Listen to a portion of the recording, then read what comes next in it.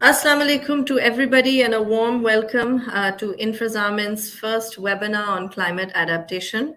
And in particular, we're covering the largest climate catastrophe perhaps that Pakistan has faced, and that is the flooding that we have seen all across the north and the south of the country. Now, there have been many words used to describe this flood that has come a catastrophe, it's biblical, it's mammoth, it's monsoon on steroids. We've heard them all. But the reality is that as the water recedes and the true extent of the damage becomes apparent, it is clear that Pakistan will need significant assistance as well as innovative ideas and solutions on how to reconstruct. And in particular, how can we build climate adaptable infrastructure that will not only be able to withstand the effects of such monsoons or floods, but also contribute towards controlling and mitigating damage that may arise as we have seen so far. So, in order to address some of these questions and bring together some thought leaders in this regard, we have an incredible panel lined up today.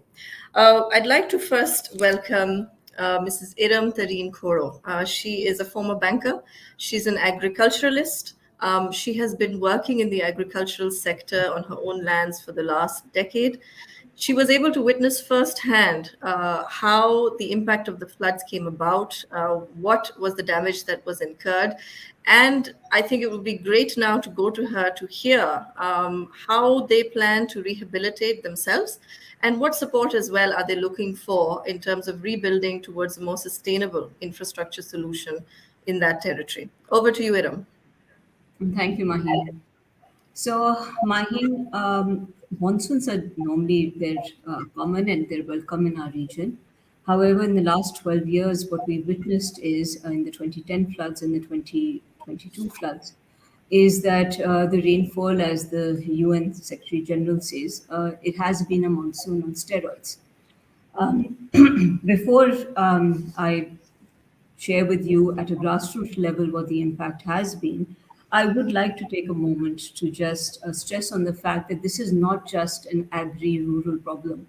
This is a problem that affects your industries like your textile, your dairy, your food and beverages, leather, fertilizer industry. It affects your imports and exports, your GDP growth.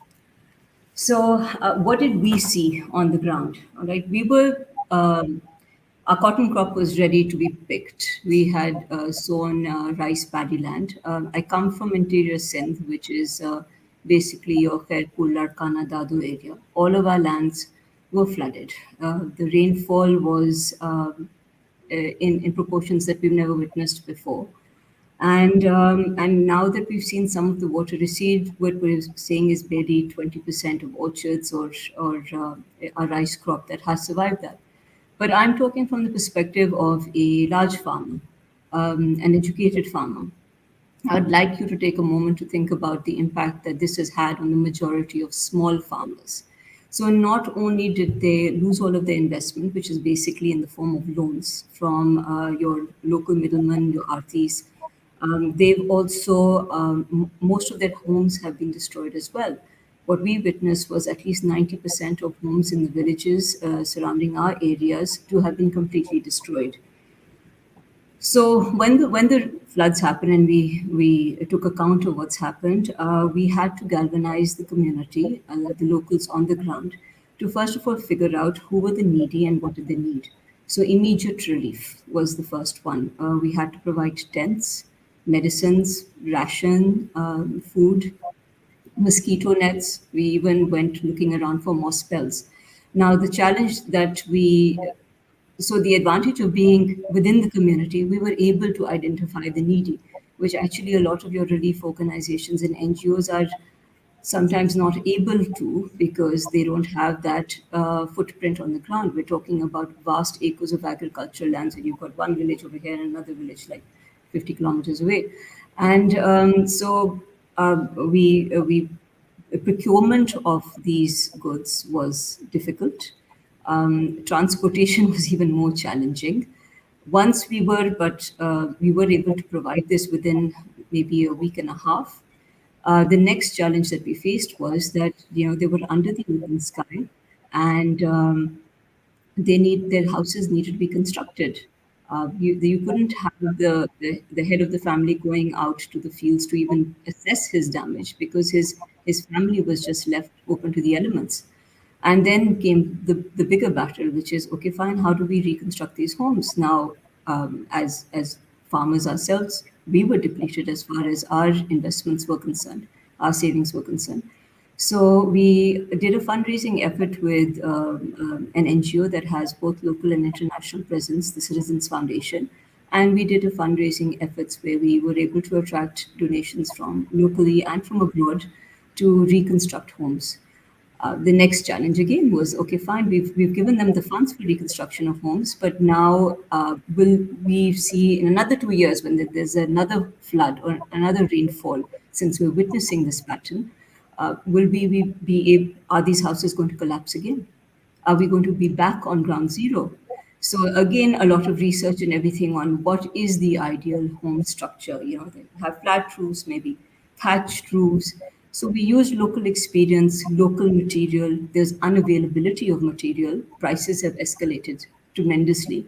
And furthermore, what you had was, again, farmers who had taken loans and now had to look at the winter crop. Winter is coming, and how do you have access to finance to when you've already lost 6 months of income for the next crop? And you have what we're witnessing is a lot of farmers who are not even being able to do that because the water is receding, and we can see complete devastation of the land.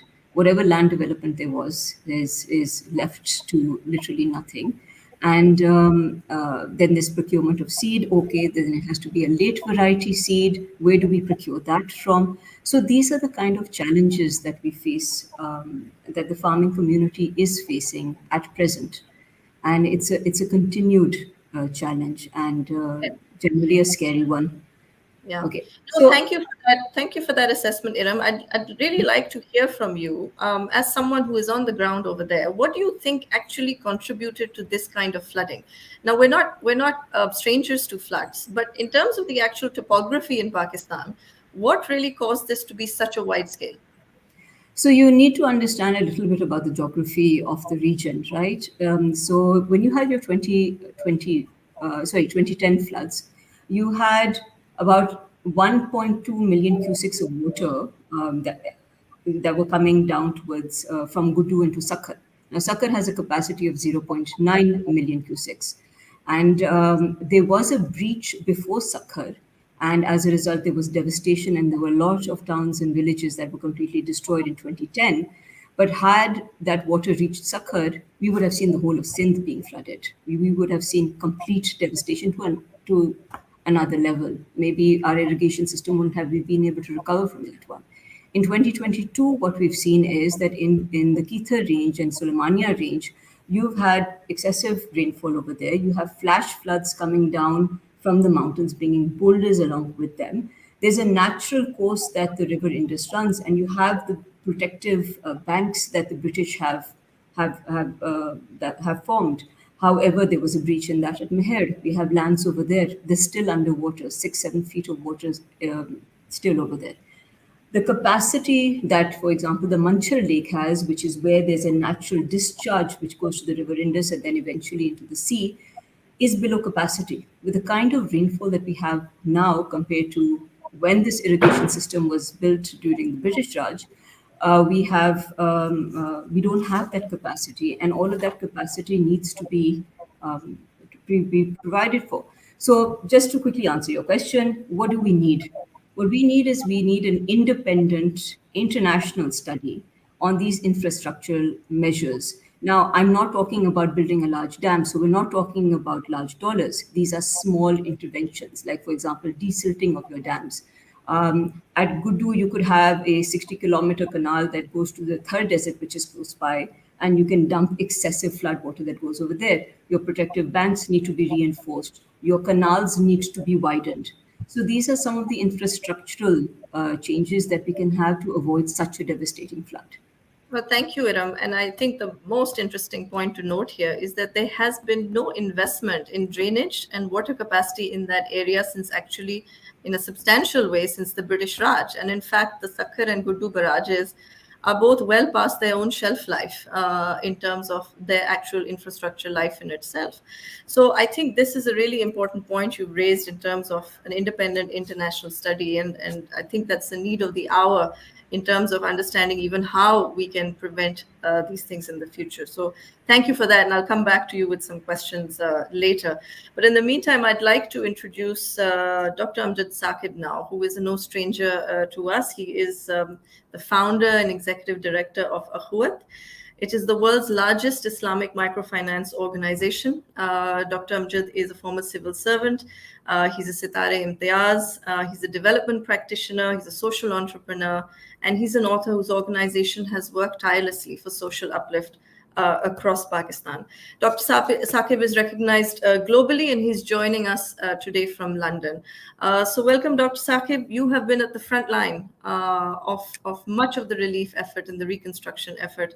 And I think that you could certainly tell us a lot more about what you're seeing as someone who is dealing with affectees directly. So over to you, Dr. Saqib. Thank you very much, Mahin. But I will appreciate if you could share the small video which I had sent to you. Sure.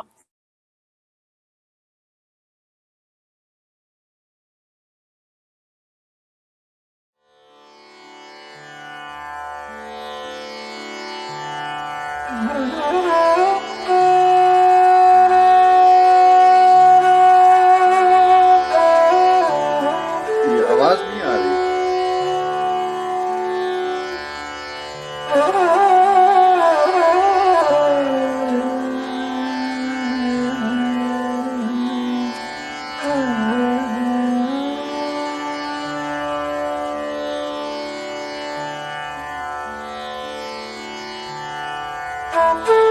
The sound coming to everybody?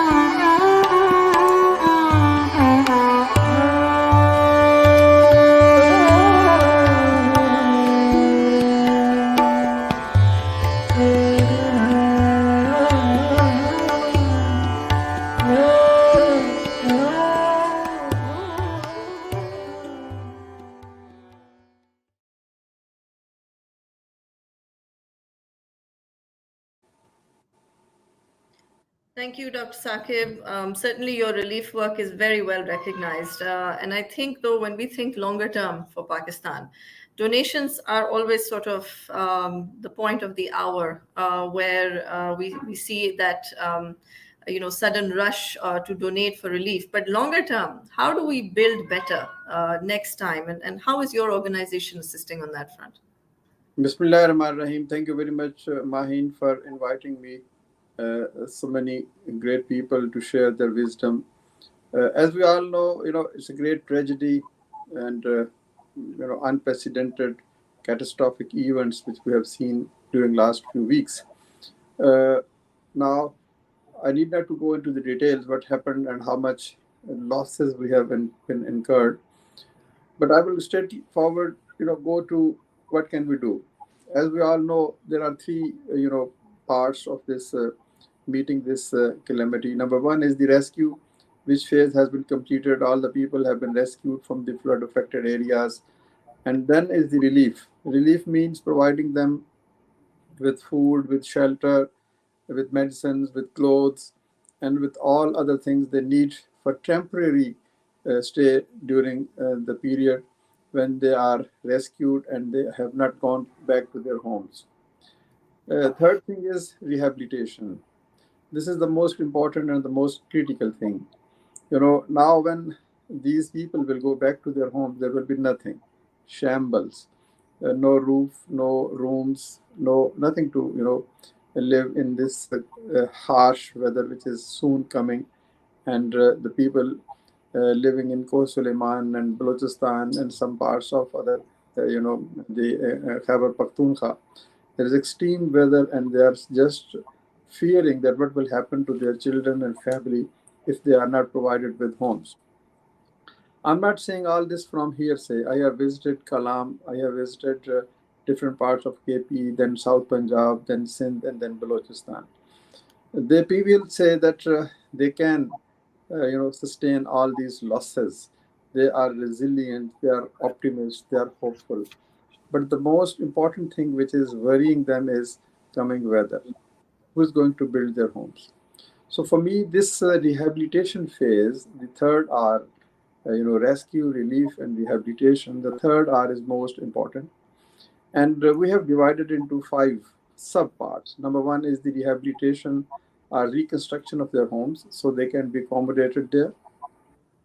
Number two is providing them with enough means to go for agriculture and sow their new crops. As our previous speaker was telling, that everything has been lost in terms of crops, the rice, the cotton, and other things.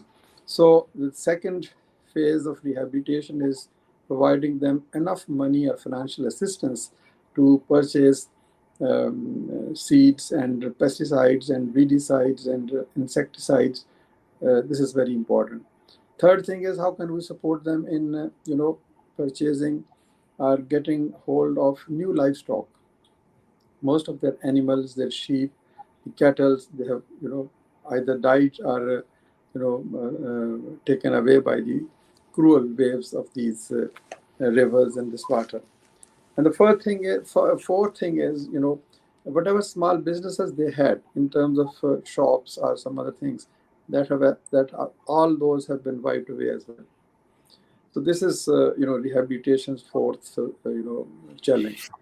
The fifth challenge, which to me is extremely important and which is still hidden from all of us or most of us, is the overcoming the psychological and emotional trauma these families have seen. So I can't forget a woman who was telling me that her son was playing in the field and suddenly water came, and now she is still hopeful that after 15 days the water will go back and her son will come out of it smiling.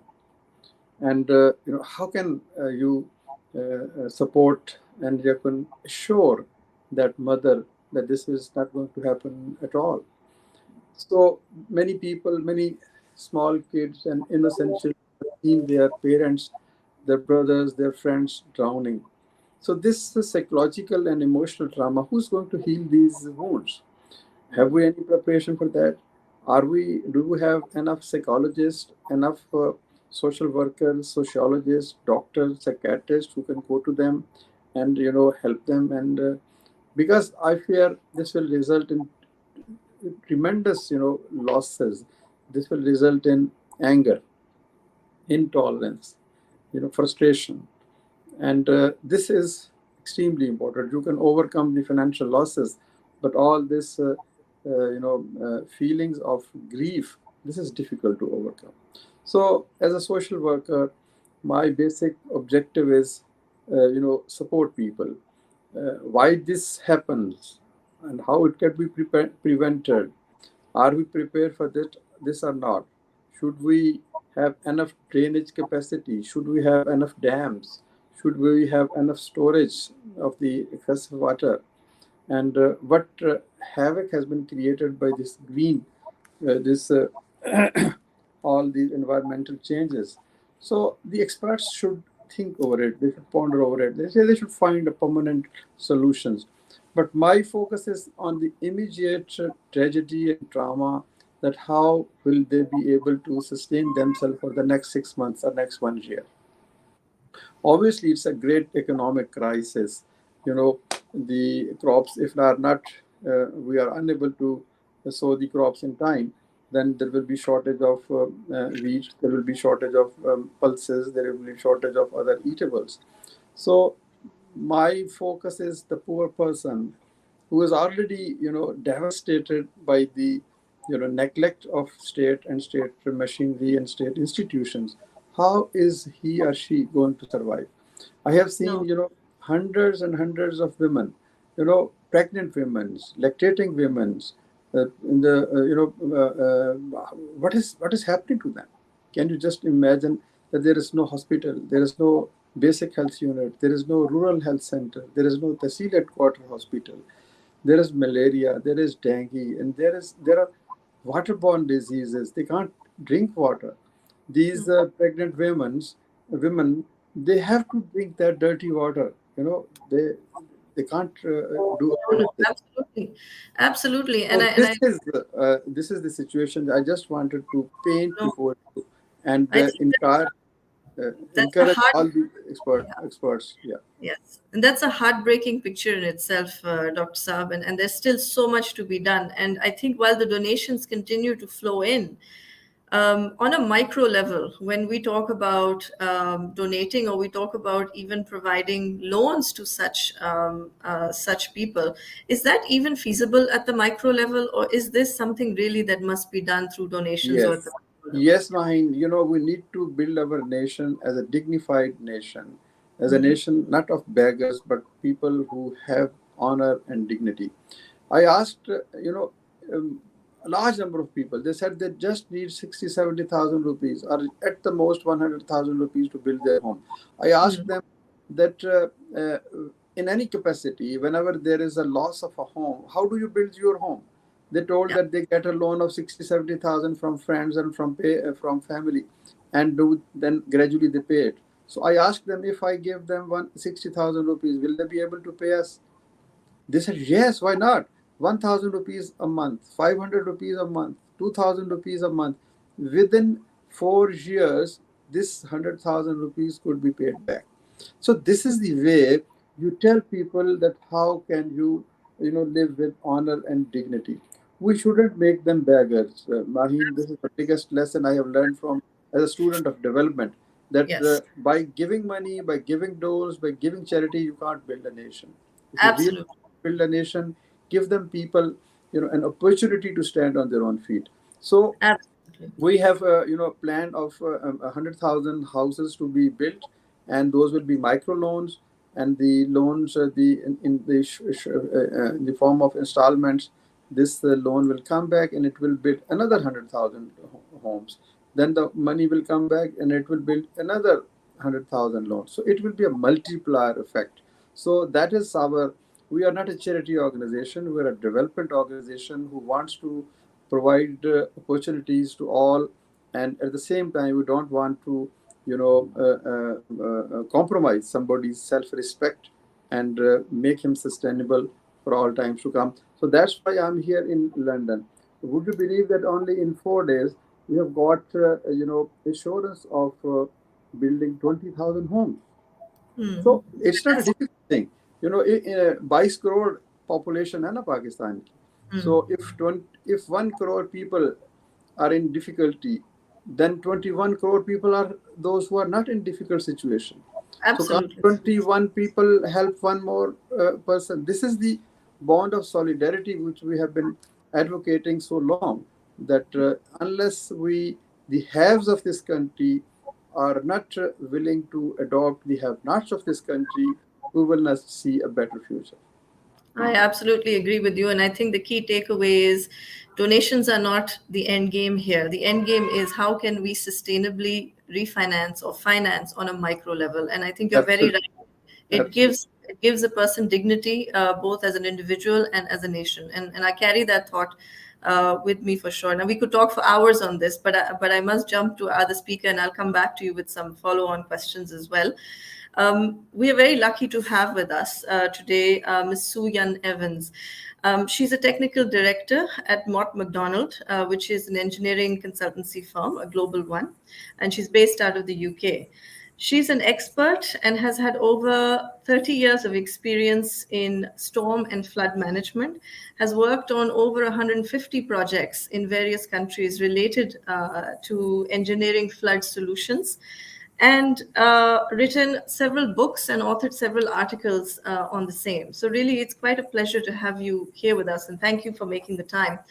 I think I'll start with, you've heard about the issues on a micro level and how deep the devastation will go and how long it will take to actually recover from this.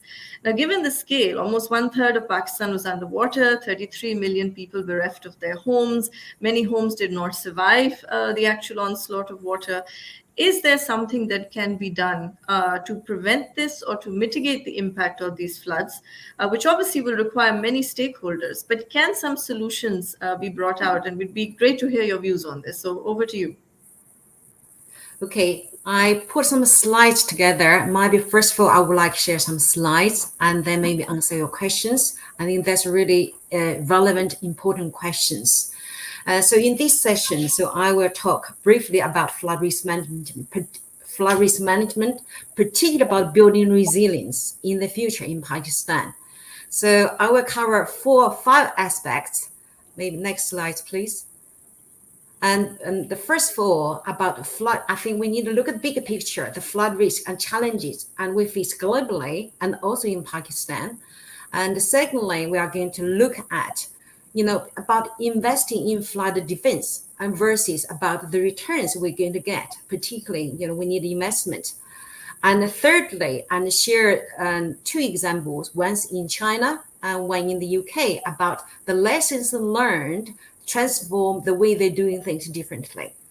And fourthly is outline 3 key stages about to manage the flood risk effectively. Doesn't matter where you are. And finally, share some of my thought about 5 elements in building future resilience. So let's look at the picture next, the big picture globally. So some of the UN office report and published not too long ago, well, actually quite a few years ago now. So on average, globally, we got 250 million people affected by flood each year. So the estimated economic cost is $90 billion. That's its estimate in 2015. Now it's projected, and that cost is going to increase due to flood. It's to $500 billion. It's colossal amount. So that's globally. So let's look at the next one. So next slide, please. So now the flooding, not every country suffer the same degree. Unfortunately, and Pakistan is among the top 5 in the world. And 15 countries, they account for 80% of population. Basically, they exposed to river flooding. And Pakistan now, the recent flood and many years ago, and frequent flood really shows. And one of the nations and suffered the most. Next one, please. So I want to just look at the rainfall in particular in Pakistan and what that really means to us. So I want you to look at the map in the southern region and the 2 regions, the rainfall actually in the oval circle area. The rainfall is 5 times compared to the long-term average between July and August. Now, this, unfortunately, the challenge in the future with climate change, they will intensify. And most importantly, and there's another factor we must bear in mind for Pakistan in the north, the glacier with the warming climate, and that will ice melting speed will getting faster and faster. And we got, over a few thousand lakes. And according to the UN, over 30 lakes. And the bank is, at the risk of bursting. So that will affect millions of people. So that we need to bear in mind is not only for now, in the future, there are also worse situation is facing Pakistan as well. Next slide, please. Okay, now, and since we talk about financing, I think that nothing can happen if without finance. And particularly this is need huge investment. So I just share a few numbers with you about what's the returns, rather than look at the overall return for all the economic gains, everything else. Just look at it simply. And about, let's say in India, so every pound you spend in building dike, flood defense, just the damage is avoided nearly $250. So the 250 times just about the damage you get. In Bangladesh, that's again the top affected country. Every pound dollar spent is the returns over 120. Indonesia, slightly less, 33%. In the developed country, even in the UK, that's where I'm based most time at, although I'm working internationally. So that number quite astounding. So every year in the UK, it saved 1.1 billion pounds per year because just from investing in inland flood defense. So that's really, I think we need to remember this. If you don't do anything, it's not an option. So the damage is too big for us to ignore. So we must have funding in place. Next, please. So now, another key lesson we learned worldwide is basically investing in flood protection is basically can save life, create jobs, and help economy. So that's a strong message I want to really come across from today. Next one, please. Okay. Now we also need to recognize, I think Pakistan is facing huge mountain to climb. So the funding is big thing. It's not only immediate for now, because we have to survive today and move to the future. So that's one of the biggest challenges, developing consensus and cooperation across a wide range of stakeholders and interest parties, government bodies, international partners, global and World Bank, and so on. So without that, I think this is, we try to fight a losing battle. So we had to work together. This problem is not a Pakistan problem. That we have to be, as global citizen, is our problem collectively. Next one, please.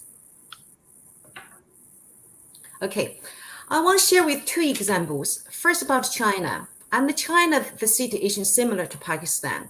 And we used to basically adopt the policy is like flood control. And that has been for decades doing that, building defensive dikes, reservoirs, and so on. And we realized we're fighting against a losing battle. So that transition point, the big flood in 1998, really changed the policy in the nation from flood control to integrated watershed, catchment-based management, consider environment, ecology, economy, and basically reforest the land in watershed, reclaim the floodplain, make space for water, and relocate the people from the floodplain. Over 2 million people relocated out from the River Yangtze, and the banned logging, and also stop the farming in the steep hill. Basically try to work with the nature. I think that's something about long-term planning we must consider in Pakistan too. The second example I want to share is about the UK example. Next slide, please. I want you to look at the figure on the left, the light blue bar chart. So you can see that is the maintenance. In order to make the structure invested in the past to work, you need money. The maintenance actually is decreased. I want you to draw attention to 2007. The price overall is increasing to 2010. That means you build more infrastructure follow the 2000 famous flood.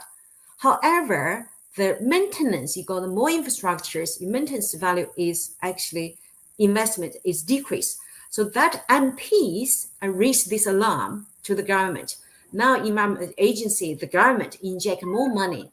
Now, even between 6 years plan, every 6 years plan, the money is doubled. So we spent 5.2 billion between 2021, 2027. So that means in Pakistan, the investment sometimes you need accelerate, you need more, you maybe double or quadruple, and so on. Next one, please. So There are key 3 stages that proven really work well in various countries, and whether developing country or developed countries. 3 key stages. One is prevention, second is protection, thirdly is preparedness. So prevention about avoiding constructing houses and industries and particularly critical infrastructure in the flood-prone areas. You make them resilient. Second, protection. You have to consider the structure measures and also the non-structure measures as well. And preparedness, we have to make sure not our government has a document, policy, strategy. We need to make the public, individual, know what to do during flood events. Otherwise, without them, it's going to fail. And those, because the risk keeps changing, the information technology keeps changing, we have to review every few years. In the UK, it's keep review, keep updating, and in other countries too. So we must do that as well in Pakistan. Next one, please. So this is my thought is building future resilience. Number one, in order to do something, we have to seek to understand what the risk for now and in the future for all sources of risk. Secondly, we must improve communication about flood risk across the whole nation, includes school children. Then we must have sustainable long-term planning, like Mahin said, happy long-term. Okay, we need to have better community planning. So without community, the society won't exist. We have to better preparedness. The fourth element, the investment. The investment in infrastructure, that's also important, very, very important. We must have better warning system and better emergency response and better preparation for the aftermath and better recovery. And also, lastly, is provide funding. Provide funding. So that's key. And I got one more slide. So basically, in this session we covered is the risk, the challenges facing Pakistan is continuously increase. And the second we talked about, that's big return and on investment. If we don't do it, the damage is so colossal. So we cannot not do it. We cannot not invest. The thirdly, so in the past, the other countries learned the lesson. We must learn the lesson too from this one. We talk about 3 key stages, 3 Ps, what we need to do for effective flood management, and also 5 key areas to focus building resilience. Hopefully there are some key takeaway points from this session. Thank you. Thank you so much, Sonia. And I have to say, watching that presentation was not only incredibly informative, but gives a lot of hope. Because given that this is not something that is unique to Pakistan, floods happen everywhere. They affect 250 million people. There are solutions that we can adopt through good research, through good understanding. And as you rightly pointed out, prevention, protection, and preparedness. And I think the key point is bringing together stakeholders that all have a vested interest in making sure that we can mitigate these damages. And I think as far as the financing argument goes, with just next door with India, we love to compare ourselves over there, but the reality is that the dollar spent is $240 saved or plus in damages. And I think that's a critical point for us to note, that what we're talking about can be prevented in the future, and we can learn to live with such climate events. And I think your presentation gives me a great segue into the financing element of this, because as we touched upon financing, and as you pointed out, financing, you can never have enough, but rightly channeled, it can do a lot of good in this situation. So thank you, and we'll come back with some more questions for you. But I'd like to move to Zafar Saab, Zafar Masood, who is President and CEO at Bank of Punjab. Again, a very familiar face in the Pakistan financing landscape. And Zafar Saab, I must say that it is a pleasure to have you on the show. It's also great to see a provincial commercial bank associated with Punjab to do work in Sindh. And I think that sets a great precedent to bringing together people for one cause. So I'll pass on over to you. And I think the key question is, we've seen the damage and the devastation this can cause at a micro level. We know that internationally there are solutions available. We know that we have to bring stakeholders together to address this. So as a commercial bank and as a provincial commercial bank, how can you and how can we bring this together to come out with some productive means as well? So over to you, Zafar Saab. Thank you, Maheen. There has Okay, I been think we've lost his some connection issue. connection. So So we'll give him a few minutes to come back online. can Jeez, you hear me? Yeah, we can hear you now. Maheen, can you hear me? I can. Okay. Please. So there was a connection issue. I thought you already given the cue to me. So let me start by thanking you and InfraZamin for this great initiative. I'll start out with saying that, in the wake of the climate disaster like the recent flooding in Pakistan, governments are forced to divert public funds to rebuild and rehabilitate instead of taking care of deficiencies in existing or investing in new infrastructure. I would refer it as infrastructure trap. Repeated climate shocks in disaster-prone and high vulnerability areas result in a vicious cycle that may halt economic growth, especially in a country like ours, which is exposed to serious fiscal constraints, since the impetus for financing of climate-resilient infrastructure must come from top down to employ the available sources of finance, ranging from budgetary allocation to the mobilization of commercial entities. So the first and the foremost, the challenge is to find the fiscal space while surviving the IMF's ongoing program.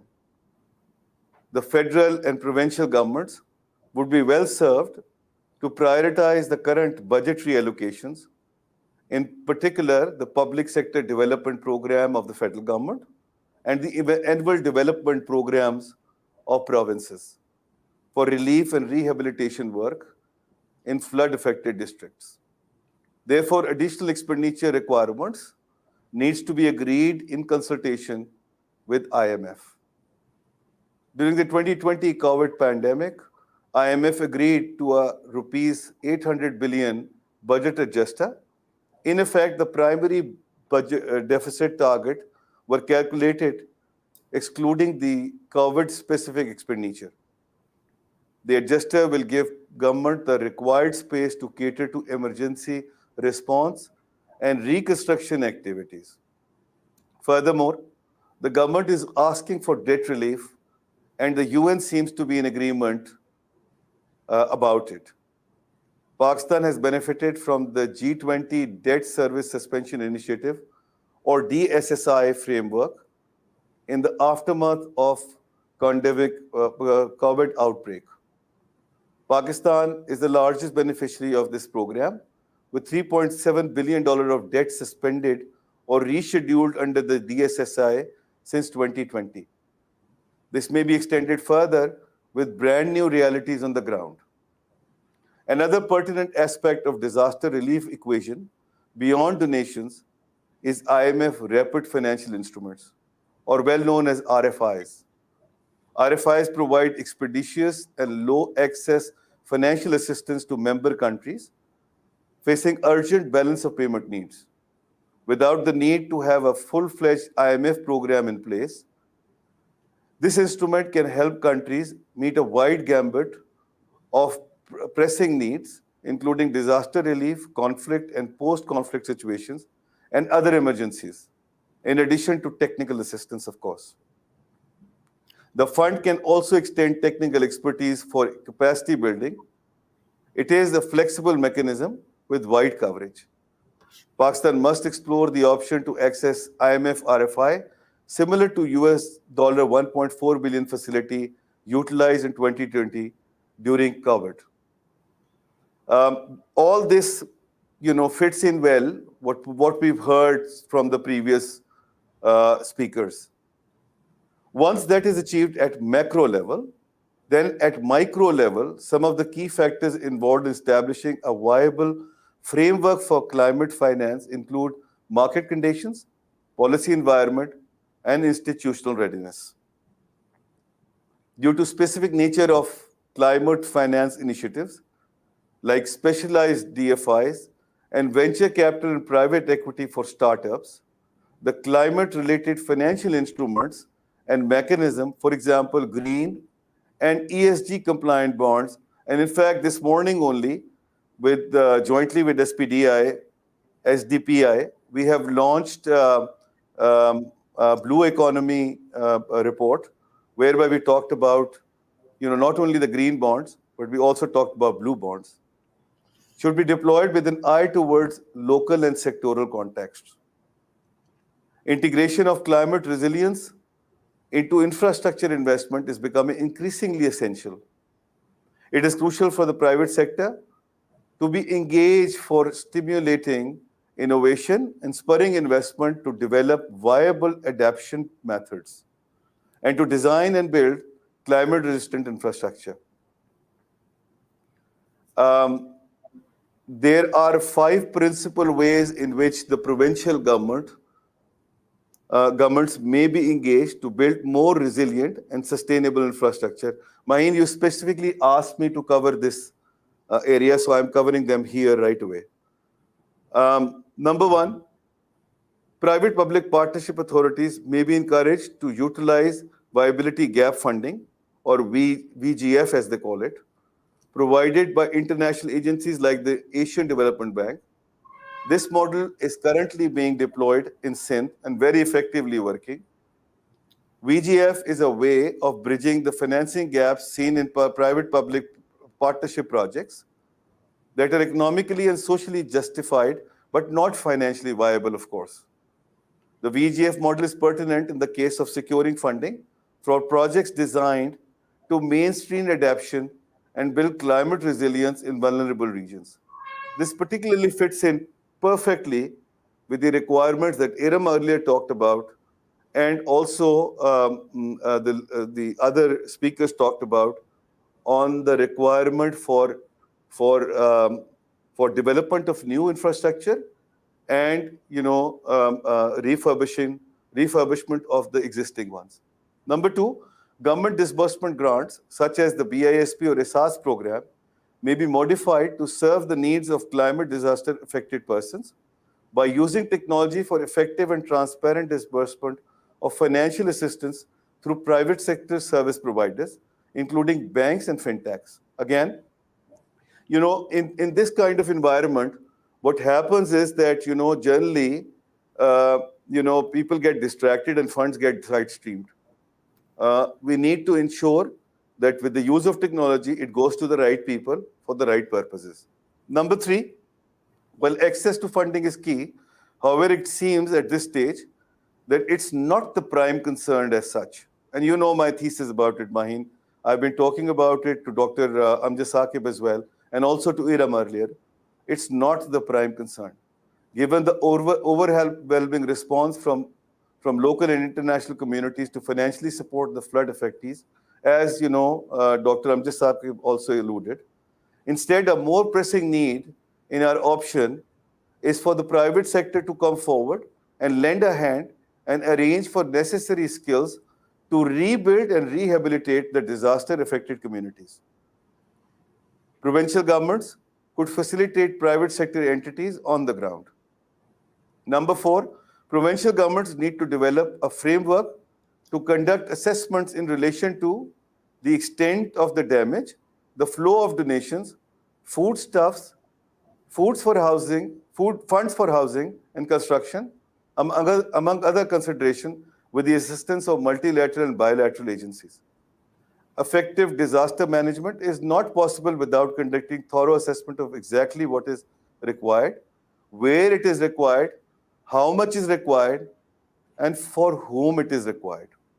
Last, and number 5, provincial governments may consider launching subsidy guarantee programs for agriculture and micro and small enterprises to aid in rehabilitation and economic stabilization. That's mine and Dr. Amjad Saqib's favorite topic, by the way.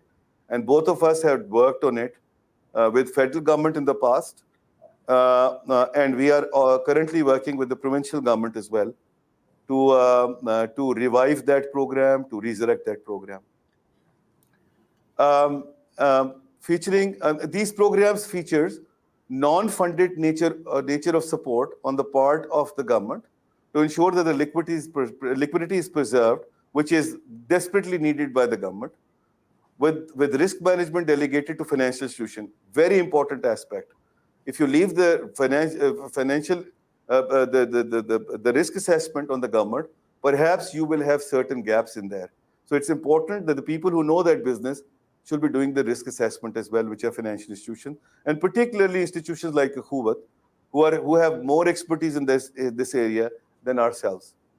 To maximize its economic benefits, the innovative area yield index insurance product could be clubbed with the program.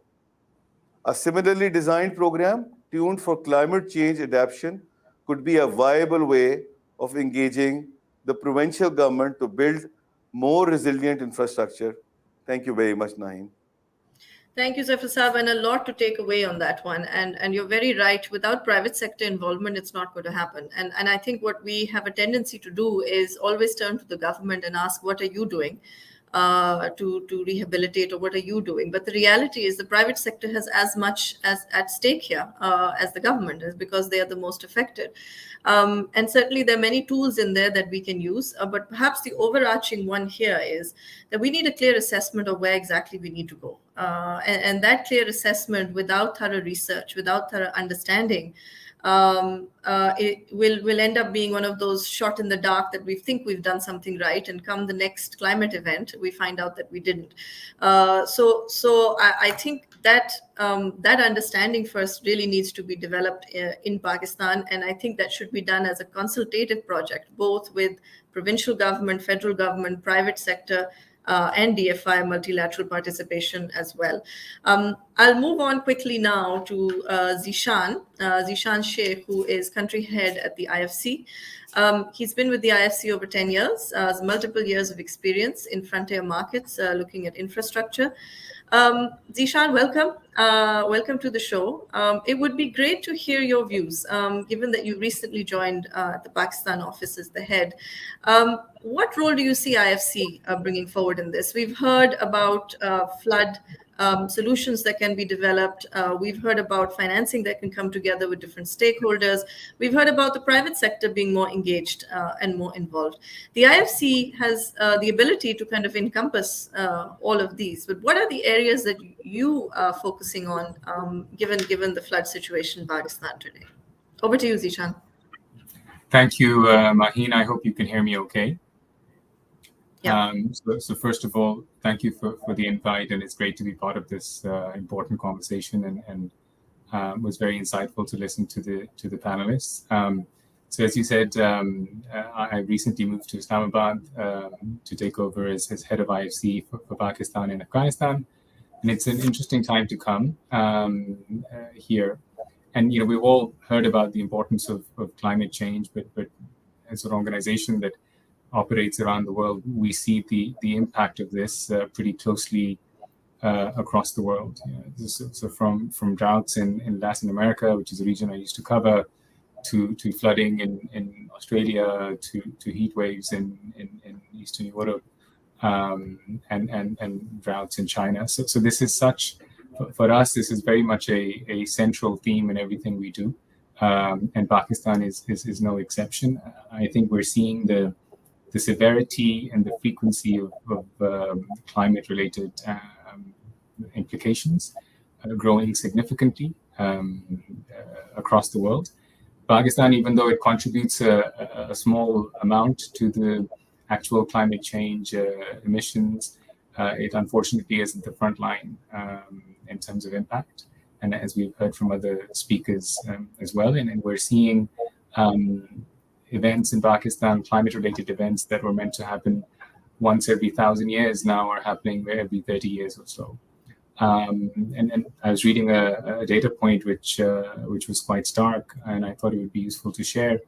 If you look at the cumulative impact, damage of natural disasters in Pakistan over the last 20 years or so, they roughly equal what is expected to be the damage from the floods Pakistan has had over the last month. Wow. I'm sure you're reading about the data, but it's roughly estimated to be around $30 billion or 10% of Pakistan's GDP. So it goes to the point of the scale at which things are happening. I think you will be familiar that the World Bank is leading a damage needs assessment at the request of the government, and a number of other entities are involved in that. That exercise is ongoing and is expected to be completed in the coming month or two. And that's going to be an important exercise to get an initial cut. And then, as you say, there's need to look more into that area, particularly from a private sector perspective. So we view climate risk as a systemic economic disruptor, something that is a real sort of financial and economic risk for countries all over the world. But at the same time, we also view it as a big source of opportunity in terms of, and I think perhaps it's an overused phrase, this build back better. People use it in different contexts, but I think in the context of what is happening here in Pakistan, I think there is an opportunity to build back better and learn from some of what is happening in other parts of the world. And I think Miss Evans from Mott MacDonald earlier spoke about some of the things that are happening in other parts. So I think there is a learning there. The challenge, I think, as has been mentioned, is the financing needs. So if the world is to meet its climate finance targets that it's agreed to by 2030, the annual amount of climate finance needs to increase by about 600% a year. And that's a huge ask globally. So the IFC and the World Bank has recently conducted a climate country climate and development report, CCDR. You will hear about it in the coming days. It's something we're about to release, and essentially looks at the challenges that climate change is presenting Pakistan, and then identifies policy needs and investment opportunities to try and mitigate, both on the mitigation side as well as on the adaptation side. And the number that is being estimated in terms of financing that is needed in Pakistan between now over the next 10 years or so to try and mitigate some of the impact of expected climate change is close to $230 billion. And at the moment, of course, we are nowhere in that space. So we spend a lot of time and energy internally thinking about what can be done. And of course, with the events like the floods that have happened, it makes this effort much more acute. So there's a few things we're doing in terms of trying to sort of build back better. In the short term, we're looking for opportunities to support the agri sector, which I think, as other speakers have also said, has been very badly hit.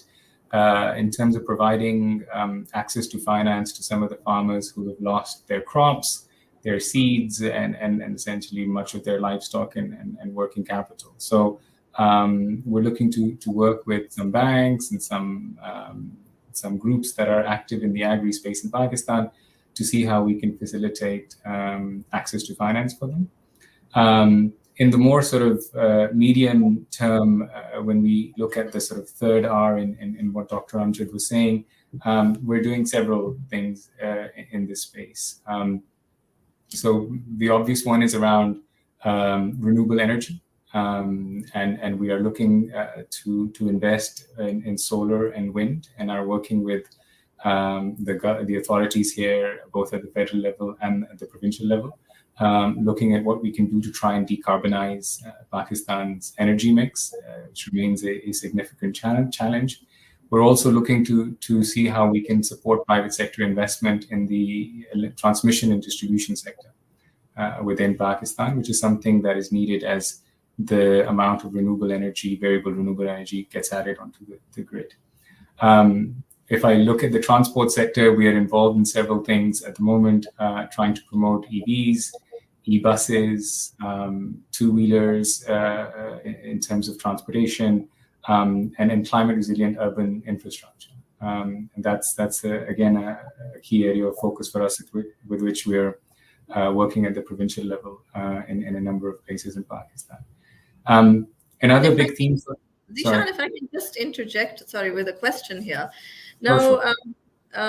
these are all areas that, even as InfraZamin, we're very interested in supporting. I think the challenge really is, and it'd be great to hear your views on this one, is when we start talking about adaptation-related projects or mitigation projects, the projects that come to us don't always carry those elements, whether they come from renewable energy or they come from EVs. It's all well and good to set up an EV charging station, but the reality is it can end up underwater or some other climate event may hit it. So how are you now having this conversation with clients to develop projects that need to carry that? Is this a risk factor that you're building into your assessments now, given Pakistan's climate vulnerability? So for us, environmental and social risk has been for a very long time a fundamental part of our risk assessment. We have a significant amount of resource internally that looks at environmental and social risks of every engagement we do in every sector, whether that's in the real sector in terms of infrastructure, manufacturing, whether that's engaging with financial institutions. So yes, we are, and we only continue to increase that in Pakistan. One of the challenges, frankly, we have here is around capacity and awareness of some of these issues. I think there is an increasing amount of recognition that this is a risk that needs to be taken into account. But sort of the technical know-how is something that needs more work. So I'll share with you a couple of things that we're doing in that context. Only this week, we had organized a training in Dubai where we had invited a number of leading banks as well as real sector companies from Pakistan to sort of essentially give a training from our global experts on sustainability finance and climate financing. So what sort of risks are to be looked at in these sort of things, how the structuring around these things is done. In addition, we're also working with the State Bank on an ENS risk management manual. There's one that exists. There are some green financing guidelines that exist from 2017. So over the last couple of years, we've been engaging with them to look at how we can enhance that framework. And actually in November this year, we're going to launch that manual at an event in Karachi. So we're looking to do a number of things to try and mainstream this risk assessment for us as an institution. These are very much central to what we do. And increasingly, the areas I was talking about in terms of the areas we're focusing on all have a climate sort of mitigation, adaptation angle. Green housing, green buildings is another area that we're very much focused on. No, thank you. And there's several questions that I have, but I'm going to do them in the next round because I'd really like to bring on the next speaker, but thank you. We now have Marco Serena, who is the Head of Sustainable Development at the PIDG Group. Marco is a long-time impact investor. He's been involved with DFID as well. He's worked across multiple frontier markets in Africa. Marco, as an impact investor in Pakistan, you are, I would say, at the forefront of infrastructure investing. So your core focus is looking at infrastructure investments in frontier markets such as Pakistan. PIDG Group has made a number of investments here. Now, when we look at the flood situation today, what is it that you would be looking for, and how can we in Pakistan help engage more like you better? Because clearly this is a gargantuan task. It's not going to be done alone by simply GOP and the domestic market. There has to be recognition, I would say, from the international community in terms of getting involved. But we would like to have it on a sustainable and investing framework and not necessarily, as we discussed earlier, on a donation-minded framework. So how are you looking at this country now, and how do you see your investments over here in the future? And what would you do to assess the impact that you wish to bring? Over to you, Marco. Mahin, thank you. Thank you for having me today. And first of all, let me express the friendship and solidarity of the entire PIDG group to the people affected by the floods and to all of those who are working on the reconstruction. You mentioned that we are an infrastructure investor, so taking a long-term view is what we need to do.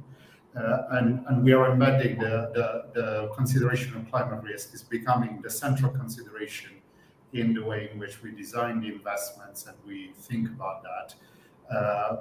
We've been investing in Pakistan for the past 10 years through our equity arm, our guarantee arm, and really we're looking at long-term investment in the country. Not different from other countries, we need to take that climate risk lens. And I'll try and just highlight 2 or 3 key things in the way in which we're thinking about this. I've got a couple of slides. If you could put on the first one, if you could. So you mentioned that we are an impact investor. I'd just like to highlight what it means because if you go to the next one. So for us, being an impact investor means going beyond the consideration of traditional ESG or health and safety environmental standard, which is concerned with effectively do no harm.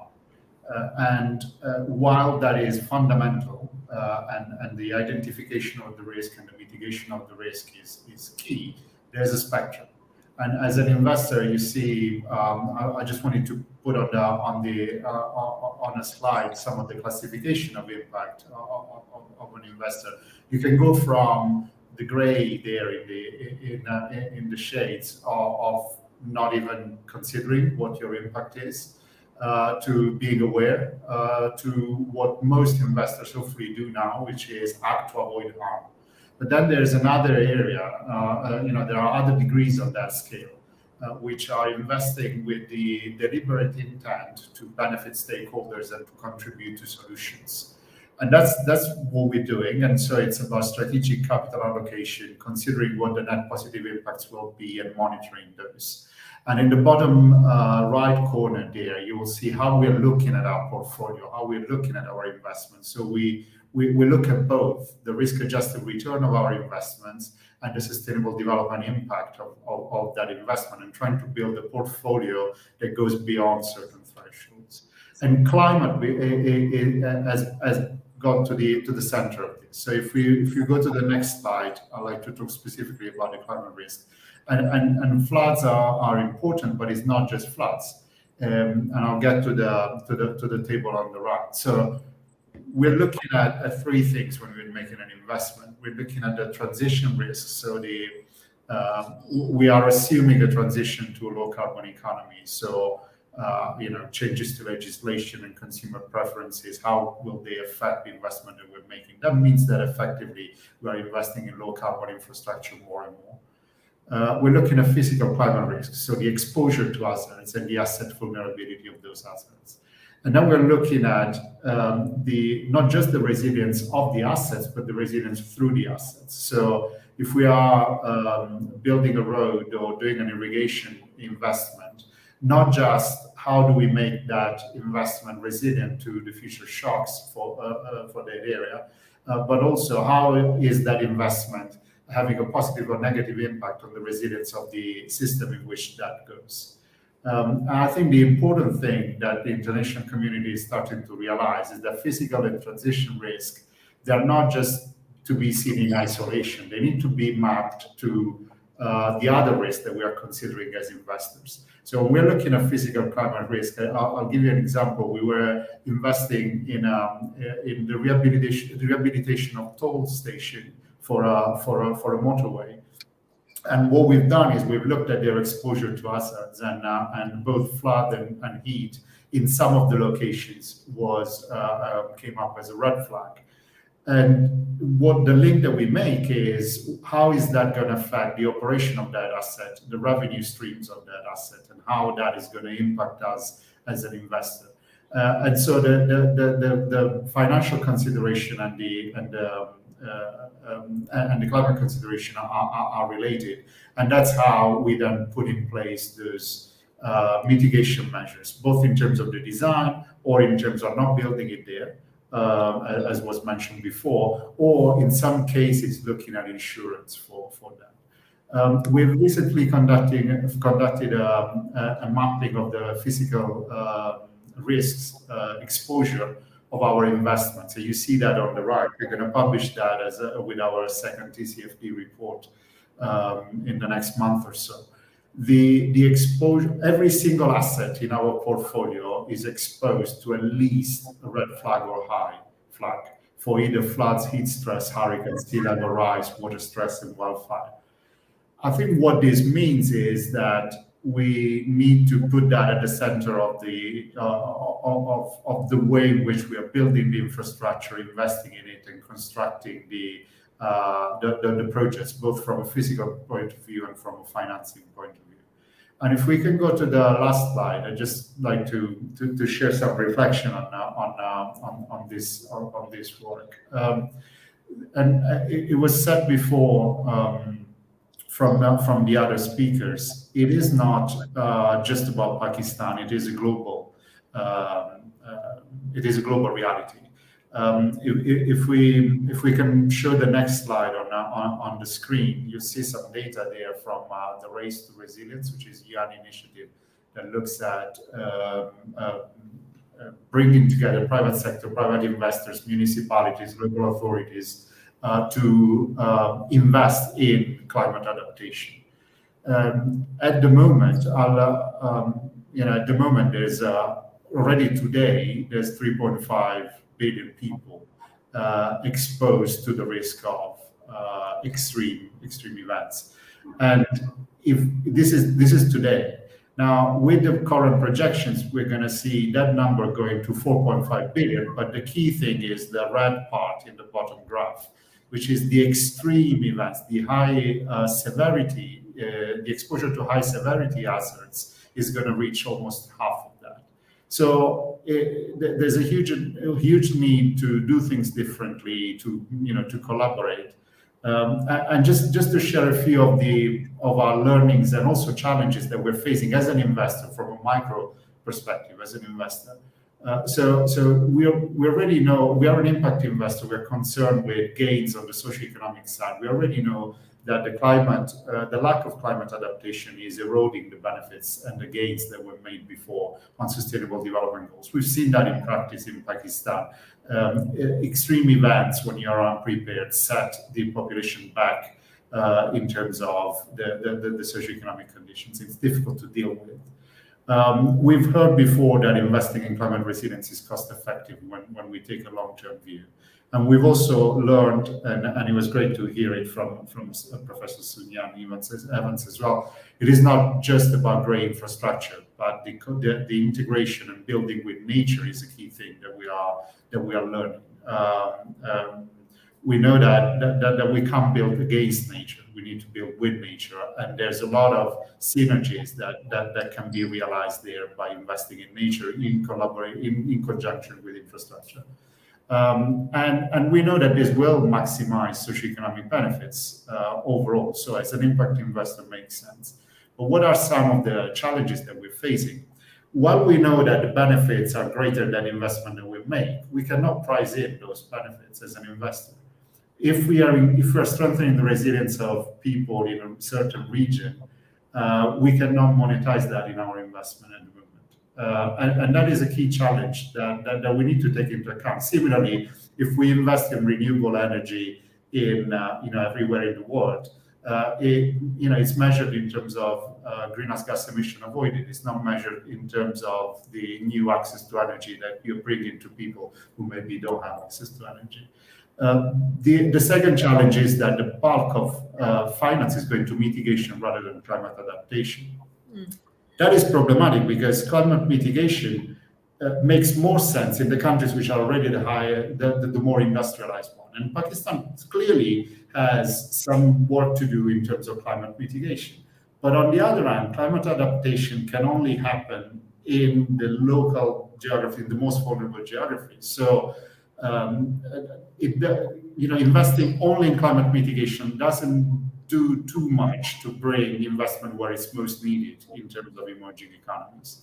And then I think there's a real risk that being climate risk aware will further deter, if we are not careful, investors. Because if you look at that heat map that we've got, it's all red and high risk flags. I think we must be risk aware, but not risk adverse. We need to understand that that is the condition of the world and large areas of the markets in which we are investing. How do we do things differently in those markets? The response is not we don't invest because it's risky from a climate perspective. And then the final challenge has been clearly highlighted before. Is not for private investors. There's a role for private investors, but there's a role for public finance as well, and there's a role for collaboration with local authorities, regional authorities, provincial authorities. And I think the tools and the solutions are there, and a lot in the Pakistan sector have been highlighted. But it's about that collaboration and taking that lens that every investment that we make must be climate resilience and also help improving resilience on the ground. Fair enough. Yeah. No, thank you, Marco. And I think you've highlighted the main point here as an investor is that it is difficult to monetize the benefits of this because at the end of the day, this is social good. And when it comes to social good, there has to be an understanding as an impact investor that not all of it will reflect on the IRR of a project, not all of it will reflect on the balance sheet. And how we overcome that hump is going to be, the key challenge. And thank you everyone for presenting your views. We have about 5-7 minutes left. So what I'm going to do is I'm going to ask each of the panelists here, what would be their top recommendation in regard to your own field in terms of dealing with flood rehabilitation for the future. And I would request you to stick to one line. I kick off with Iram in terms of your top recommendation as far as your own personal assessment goes of flood reconstruction. Go ahead. So Maheen, access to information, access to financing solutions, access to seed varieties. That's one. The other one is connection. So knowing what to do when that flood hits would be a good start. So better resources in general available to you. And that's something that both must be done from a private and public perspective. Dr. Amjad Saqib, one primary recommendation from your end. Yes, my recommendation is, providing financial assistance, subsidized financial assistance to the poor people. Sorry, do we have a poor connection with Dr. Saab? Yeah. Am I audible? Yes, you're back. Yeah. My recommendation is, having partnership with public, private, and civil society, and then helping build people their futures, not through charity, but making them partners in the process of development, through giving them financial assistance for building their homes, for agriculture, for business, for livestock. I'm not talking about the, micro aspects, which have been very brilliantly discussed with other panelists. But sorry, Dr. Saab, we've lost your voice again. I was saying that I'm not talking about the macro issues, the macro solutions. I'm just talking with reference to the. No, I think we're having issues with the connection. So perhaps I'll just jump to the next speaker and come back to Dr. Saab. Can you listen to now?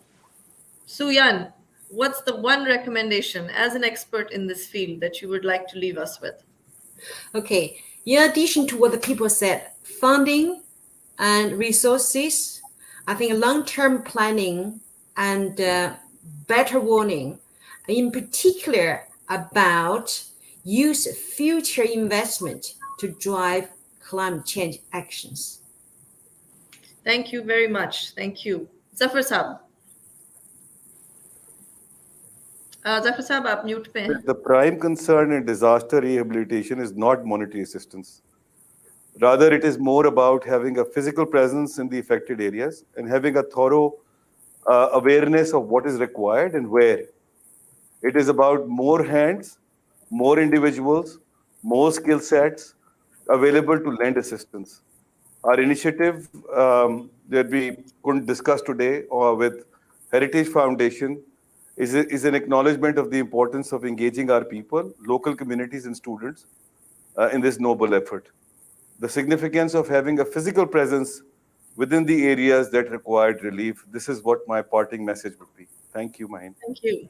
Thank you. Zishan.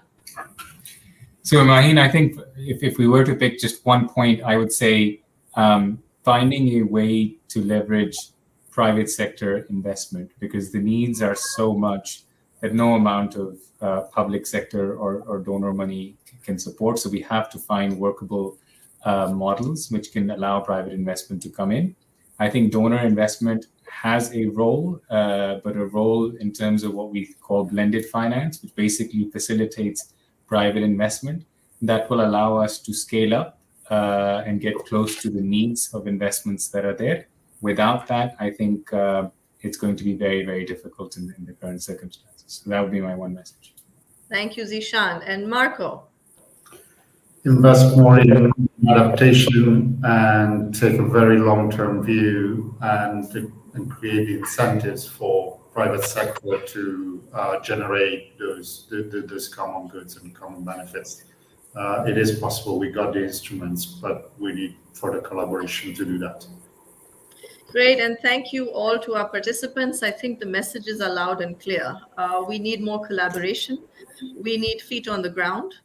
We need access to information. We need better access to knowledge on how to deal with this. We need to be prepared for the next time this does happen. We have financing solutions available, but what we really need to understand is where can we deploy most effectively. And I think these are all the thoughts that us at InfraZamin will certainly be taking away, and we'll also be exploring these with each of these panelists again in the future and others also. I think the work on flood rehabilitation has only just begun for us.